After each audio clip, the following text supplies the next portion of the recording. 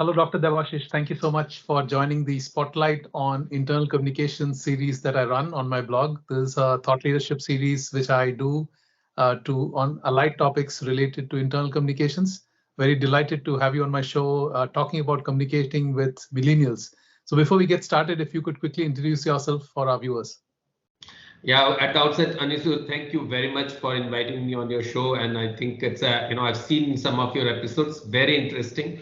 For the viewers, I'm Dr. Debashish Sengupta. I'm a professor. I work with the Royal University for Women in Bahrain, and I've been in the higher education teaching for now close to 22 years. I work also very closely with industry, being on the advisory board of few companies in India, worked with companies in Dubai and UK, and also write books. And I've my last two books are one on millennials and one on the Generation Z. Thank you very much.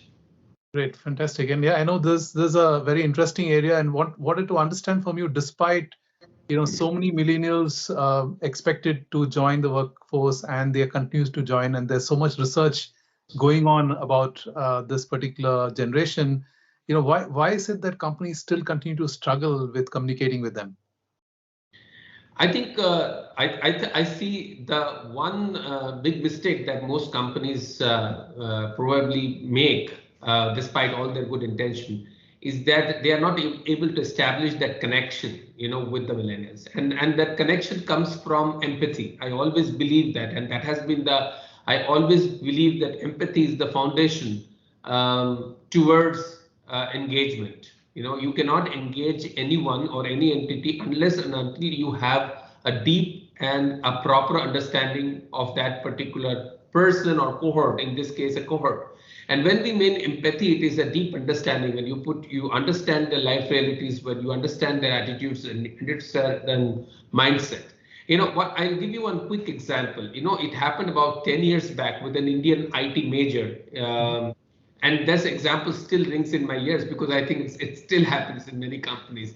This company, I'll not name this company, but this company was in the midst of a revision of a major HR policy, which had created certain heartburns within the organization, because obviously it was, it had put certain people on a disadvantage and all that. Without going into the details, the HR policy was, kind of received with a mixed kind of reaction. So what happens is, naturally people start talking, and these employees started talking, and this discussion spilled over onto the Facebook, and there were certain things written by employees on Facebook about the company or about the HR policy, which was not very well received by the HR department or by the company's management. And what they initially came up with is that they came up with a gag policy, which means they came up with something called as a social media policy. Now, I'm not against social media policy, but it was primarily aimed at gagging the voices.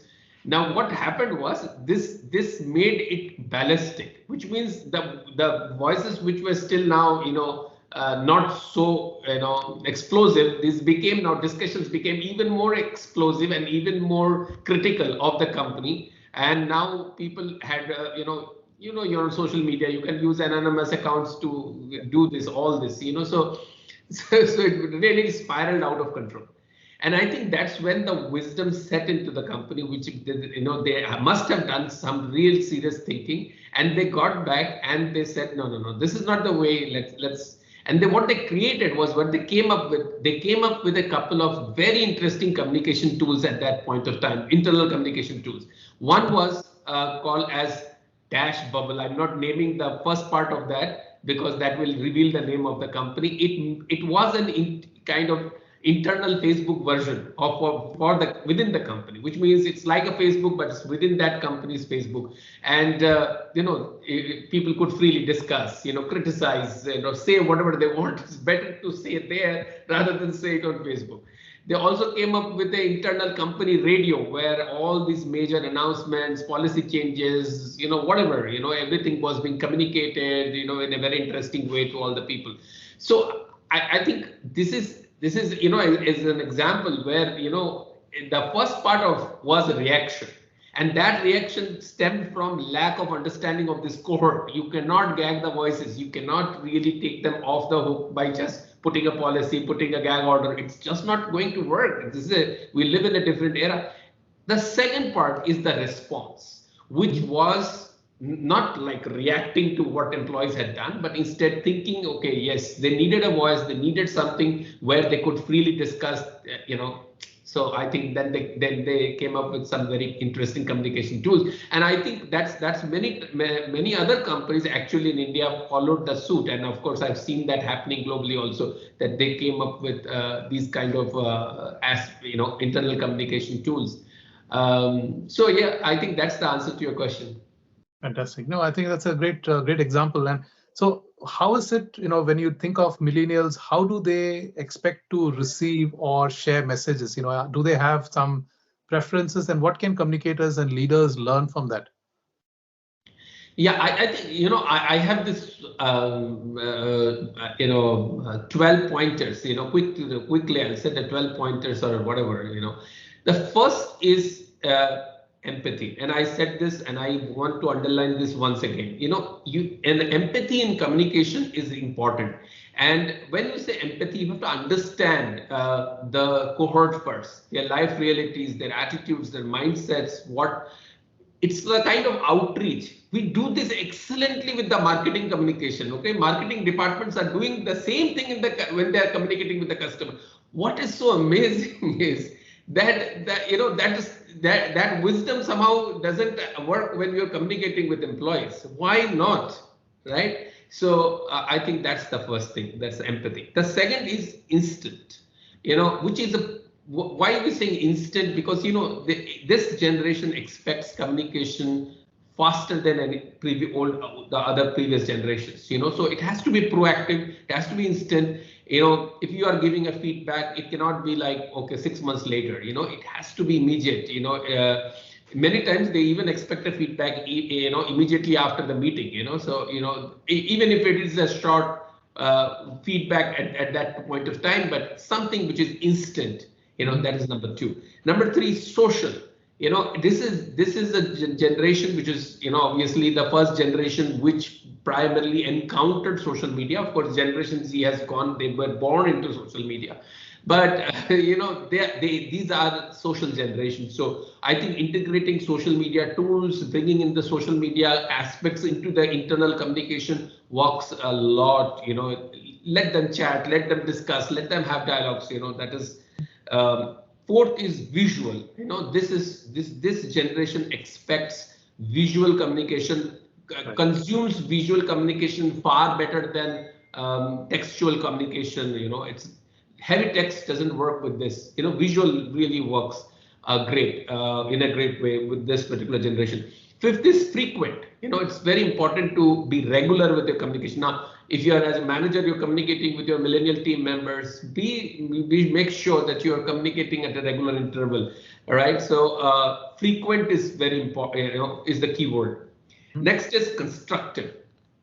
So I think, the constructive means it has to be a problem solving kind of communication. It cannot be just telling the problem, or stating the problem, or or just a plain criticism. Just plain criticism won't work. If it has to be, even if it has to be criticism, it has to be constructive. I know this could be said for other generation, but particularly this generation, because they like something which is problem solving towards something more constructive. Seventh, credible. The credibility is in two ways. I mean, one is the transparency that comes with the communication. So how transparent you are as an organization or as a leader, as a manager, while communicating with them. And that they will judge. They will know how transparent you are. And second is how credible you are.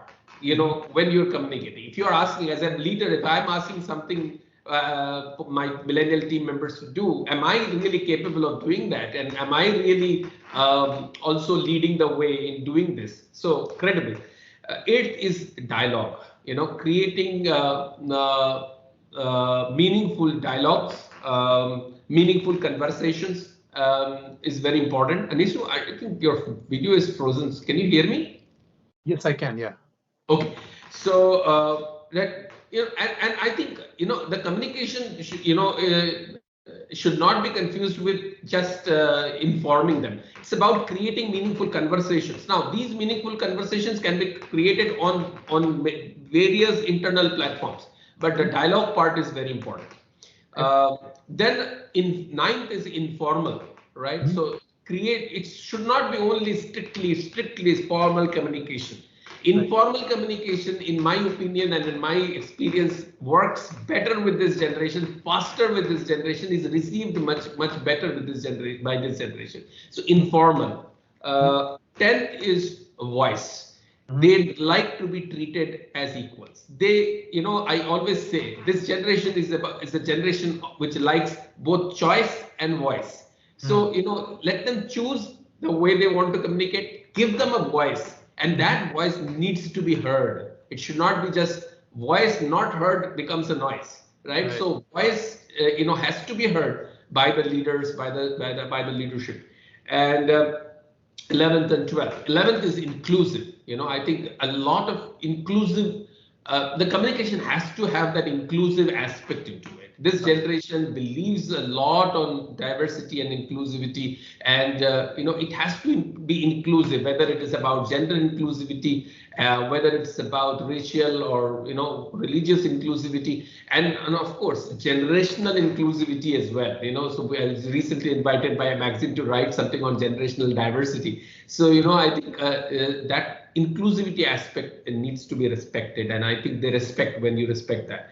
And finally, 12th is about connection, right? Establishing that connection with them, and that connection comes with first establishing that culture of openness, the culture of transparency, right? And these are, I think, for me, the 12 things to keep in mind when communicating with millennials. Fantastic. I like the approach and the list. I think that's quite a handy reckoner for people. So if I were to ask you, what are some of the key approaches to engaging this generation? Because there's always this concern that are they completely engaged and connected or not. So what is, from your research and your books, what comes out? Okay, it's very difficult to say that in such a short span of time, but just to give you a heads up, in terms of that, we first, I think I keep on saying this, and I think you first need to understand a cohort before you even attempt to engage them. And when you look at deeper into this particular generation, the millennials, they have actually lived a transformed time. They have lived transformational times, which has transformed them as well. As a generation, their life realities are different, their attitudes and mindsets hence are different. Just to give you an example, if you look at, okay, let's compare them with the previous generation. In compared to their, probably millennials have more career choices.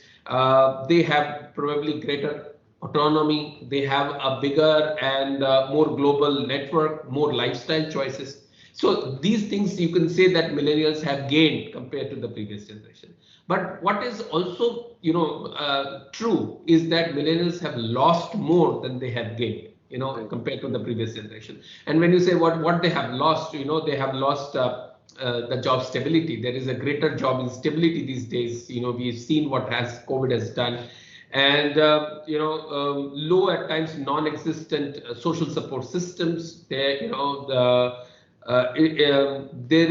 is the first generation to earn less than their parents, by the way, adjusted to inflation and purchasing power parity. The stress is much more, the volatility is much more, which has taken a toll on their health, both the physical health and the mental health. So in many ways, they've lost on time, the time that they have for themselves, they have lost a lot. So, I think this is the first, when you understand. So and then when you look at that, you understand that that's why they come up with a different kind of mindset, different kind of attitude. Quickly, I think for me, the points is, the first thing is to foster understanding. I think, and understanding is not a one-way traffic, it's a both-way traffic. So I think the organization must have a structured, a planned way to create that, foster that understanding between different generational cohorts, working together. Right. So that is the first thing. Now, again, without going into details, the second thing is to train your managers and leaders. I think it is very unfair to blame the managers and leaders. Most of the times we blame, like for instance, I looked at a recent Harvard study where it said that 70% of the managers are very uncomfortable communicating with their employees. Okay, so who do you blame? Again, the blame squarely goes on the managers and the leaders. I think it is very unfair to blame them till you train them. Because if you train them and then they do not deliver, then you can blame them, but without that. And training them into engaging millennials. I have worked with companies in India, in Dubai, in UK, where they have, I was very fortunate to get invited, work with them and work with their managers, and share my learnings on how to engage millennials.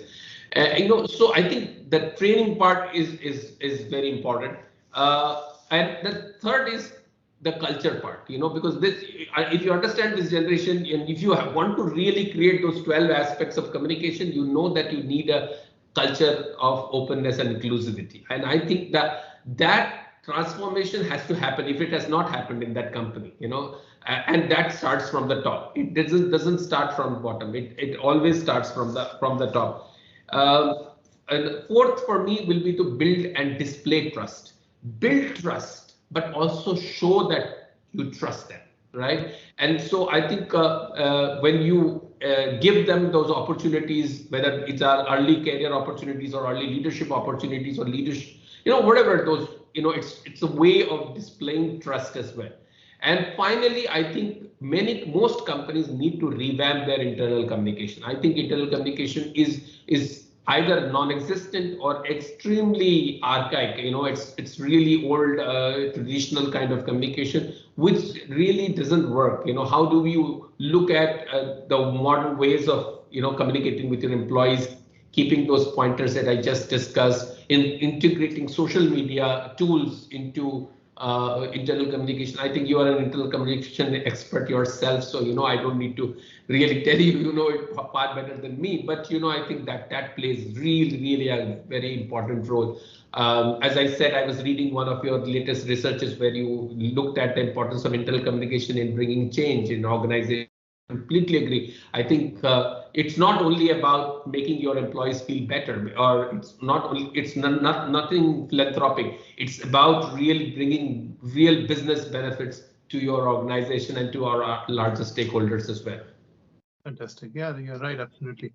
I'm sitting here, just wanted to understand from you, there are studies which state that we are probably over imagining this cohort and their expectations of the workplace and all of that. So do you disagree or agree with that statement? Completely disagree. I think this has been, if somebody has said this, this has been said in complete ignorance, if I may say. But we are looking at a cohort, generational cohort, which is already a phenomenal and a formidable part of the workforce. By 2025, that is in another 3 years, they will make up 75% of the world's working population. In US, millennials are already the largest portion of the work population. India, where I come from, I'm not living in India, but where I come from, you come from, India perhaps is the youngest country in the world with the largest number of millennials. India and China together they have, I think, 1/3 or more than that of the world's total millennials. So, if you look at any number, it just makes you, feel that, not only feel, but that this is a formidable portion of the workforce. So if this is not enough, then what will be enough? And what worse is that their engagement is really poor at this stage. Even if you look at, we said that, okay, COVID has improved it in many ways. I disagree. COVID has actually brought forth into a lot of, gaps in culture, in process systems. If you are to live with the future or the post-pandemic world in a state of hybrid and all that, we know that a lot's to be done. We look at the Great Resignation.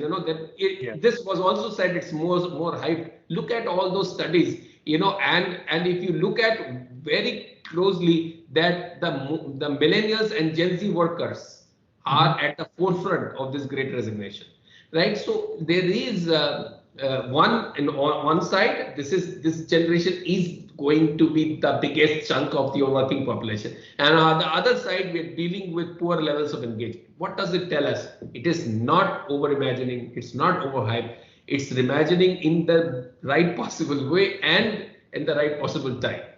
Got it. Got it. Okay.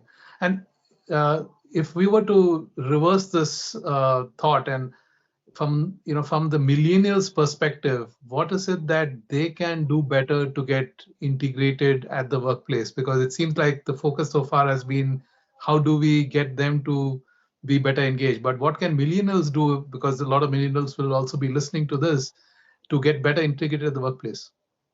Yeah, I think that's a good question. I think, and I think I recently was invited in a knowledge sharing session by iPlace US, and where I actually talked about this particular point as well, because I think millennials, I think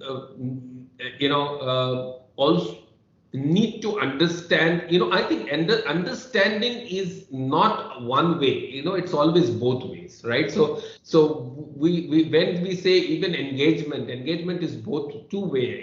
It's never one way. So I think millennials also on their part need to understand what the organization is doing. And many times they may not really have it their way, but it's okay. I think it's about understanding certain aspects when you look at from their perspective. And that's why I always keep on using the word empathy, because empathy is something which I think millennials will also need, to look at the organizations, look at what the leadership is doing. Sometimes there may be certain disagreements, but it's okay. Sometimes if you look at, if you think about from their perspective, that they had no choice but to do it. So I think empathy would be required from the millennials as well, and they also need to understand, be a little patient. I think patience is a virtue which that is not necessarily gets always associated with this generation, but be a little bit more patient. And I think these two things would help them to I think create better engagement of them with, and I think also bring forth what they can bring to the table, right? For instance, probably they can bring the wisdom of the new technology, the digital technologies, what they can bring. I think I always say this, the JF Kennedy's famous quote, where he said that don't ask what your country can do for you, ask what you can do for your country. So here, just replace the word country by company. So sometimes it's good not to ask what your company can do for you, and sometimes you can say, okay, what can I do for the company? I think that's also is expected from the millennials. Fantastic. And as we wrap up, Dr. Debashish, I want to ask you, what is your advice for leaders and communicators to get a better grip of, the world of millennials? And is there certain, books they have to read? Should they look at some literature? What is it that they must do to get immersed in this? Yeah, I think as far as I know, all the successful and really top-notch CEOs of, they are excellent readers. You will see that they are the ones who are, reading not less than 10, 15 good, really well-researched books, in a year at least. I think. I think that is definitely a recommendation, and